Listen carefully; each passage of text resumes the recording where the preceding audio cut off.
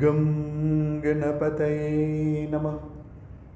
ഓം some Saraswati നമഃ. പ്രിയപ്പെട്ടവരെ നമസ്കാരം. ലളിതം സഹസ്രകത്തിലേക്ക് സ്നേഹപൂർവ്വം സ്വാഗതം. ഭഗവത്ഗീതയിലെ ശ്ലോകത്തോടുകൂടി നമുക്ക് തുടങ്ങാം. ഓം ശ്രീകൃഷ്ണ പരമാത്മനേ നമഃ. അഥ ശ്രീമദ് ഭഗവദ്ഗീതായ സാഖ്യയോഗോ നാമ്നേ ദ്വിതീയോധ്യായേ സപ്തത്രിംശതി ശ്ലോകഃ. ഹതോ വാ പ്രാപ്സ്യസി സ്വർഗം ജിത്വാ വാ ഭോക്ഷ്യസി മഹിം തസ്മാദുത്തിഷ്ഠ കൗന്തേയ യുദ്ധായ കൃതനിശ്ചയഃ.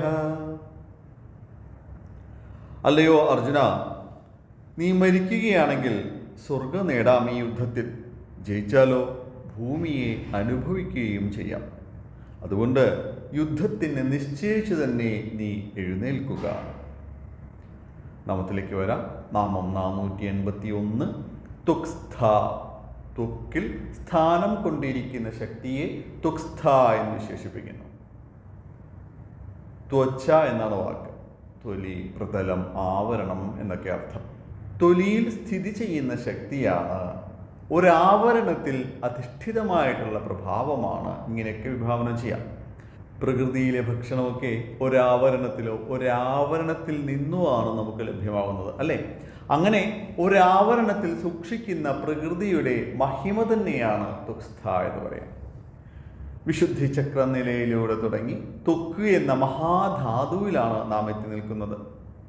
ശരീരത്തിലെ ഏറ്റവും വലിയ അവയവം ഏതാണെന്ന് ചോദിച്ചാൽ ത്വക്ക് എന്നാണ് പറയുക.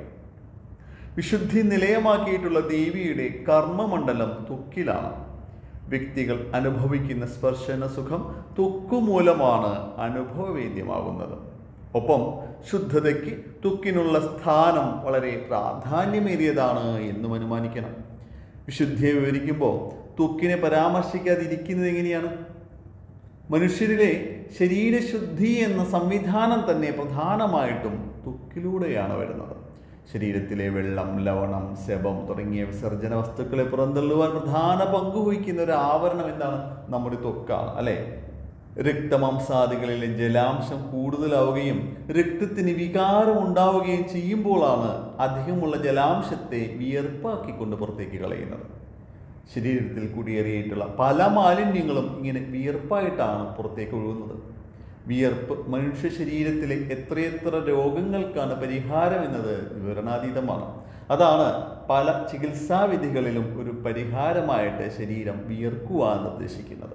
ഒപ്പം ശരീരത്തിന് കെട്ടുറപ്പ് നൽകുന്നതും ശരീരത്തിൻ്റെ ശീതോഷ്ണ നില കാത്തു സൂക്ഷിക്കുന്നതും എല്ലാം തൊലിയുടെ ധർമ്മമാണ്. അതിലൊരു സംശയവും ഉണ്ടാവില്ല, അല്ലേ? തൂവൽ, രോമം, കൊമ്പ്, നഖങ്ങൾ മുതലായവയൊക്കെ ത്വക്കിൻ്റെ സംഭാവനകളാണ്. ഇത്യാദികളെല്ലാം കൊണ്ടാണ് ഇങ്ങനെയുള്ള മഹാധാതുവിനെ ഒരു ശക്തിയുടെ അനുഗ്രഹമായിട്ട് കണക്കാക്കുന്നത് എന്നും അനുമാനിച്ചോളൂ.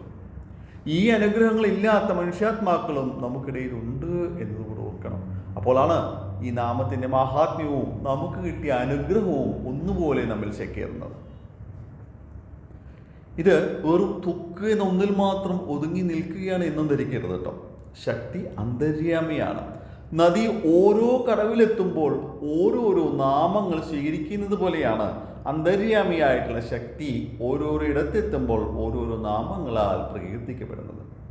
ഛാന്തോക്യോപനിഷത്തിലെ ഒരു ശ്ലോകം നോക്കാം. ഉദാനേ തൃപ്യതി തൃപ്യതി ത്വചി തൃപ്യന്താം വായുസ്തൃപ്യതി വായു തൃപ്യതാകാശസ്തൃപ്യതി ആകാശേ തൃപ്യതി യത്കിഞ്ച വായുശ്ചാകാശശ്ചാധിഷ്ഠിതസ്തൃപ്യതി തസ്യാനനു തൃപ്തിം തൃപ്യതി പ്രജയാ പശുഭിരന്നാദ്യേന തേജസാ ബ്രഹ്മവർച്ചേസനേതി. ഉദാനവായു തൃപ്തനാകുമ്പോൾ ത്വക്ക് തൃപ്തമാകുന്നു. ത്വക്ക് തൃപ്തി അടയുമ്പോൾ വായുവിനാണ് തൃപ്തി ലഭിക്കുന്നത്. വായുവിൻ്റെ തൃപ്തി ആകാശം ഏറ്റെടുക്കുകയാണ്.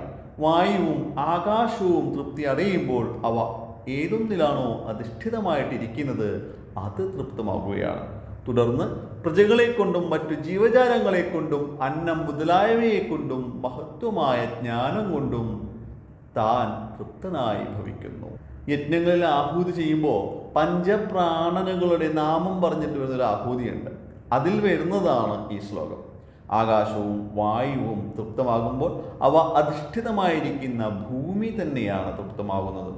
ഭൂമി തൃപ്തമാകുമ്പോഴോ ഭൂമിയെ ആശ്രയിക്കുന്ന ഗ്രഹങ്ങളും ഭൂമിയിലെ സകലമാന ജീവജാലങ്ങളും തൃപ്തരായിട്ട് ഭവിക്കും. വൈശ്വാനര ഭാവമാണ് ഭൂമിക്കുള്ളത്. അങ്ങനെ എല്ലാം തൃപ്തമാകുമ്പോൾ താനാകുന്ന ശരീരവും തൃപ്തി അടയും എന്നാണ് വ്യംഗ്യം. അതായത് ഒരുവന്റെ തൃപ്തിയും ഉന്നമനവും ആശ്രയിച്ചിട്ടിരിക്കുന്നത് ഭൂമിയെയാണ്, ഭൂമിയിലെ മറ്റ് ചരാചരങ്ങളെയാണ്. അല്ലാതെ ഒരാൾക്ക് ഒറ്റയ്ക്കൊന്നും ഒരു തൃപ്തിയും ലഭിക്കാൻ പോകുന്നില്ല. മറ്റൊന്ന്, നമ്മുടെ ഈ ഭൂമിയുടെ ആവരണപാളിയെ വിഭാവനം ചെയ്യാം. ആവരണം എന്ന് പറയുമ്പോൾ ഭൂമിയുടെ അന്തരീക്ഷ മണ്ഡലമാണ് ഉദ്ദേശിക്കുന്നത്. ആ ആവരണം ഉള്ളത് മൂലമാണ് അതിലെ ജീവജാലങ്ങൾ സുരക്ഷിതരായി കഴിയുന്നത്. നമ്മുടെ അന്തരീക്ഷത്തിലെ ഓസോൺ പാളിയെ നമുക്കറിയാം അല്ലേ? അതുപോലെ ആ ഓസോൺ പാളിയും ഭൂമിയുടെ കാന്തിക മണ്ഡലവും ഒന്നു ചേരുമ്പോഴാണ് പുറത്തു നിന്ന് വരുന്ന ഹാനികരമായ കിരണങ്ങളെ തടഞ്ഞു നിർത്തുന്നത് എന്ന് ശാസ്ത്രം. കൂടാതെ അന്യവസ്തുക്കൾ ഭൂമിയുടെ അന്തരീക്ഷ മണ്ഡലത്തിൽ പ്രവേശിക്കുമ്പോൾ എന്താണ് സംഭവിക്കുന്നതെന്ന് നമുക്കറിയാം അല്ലേ?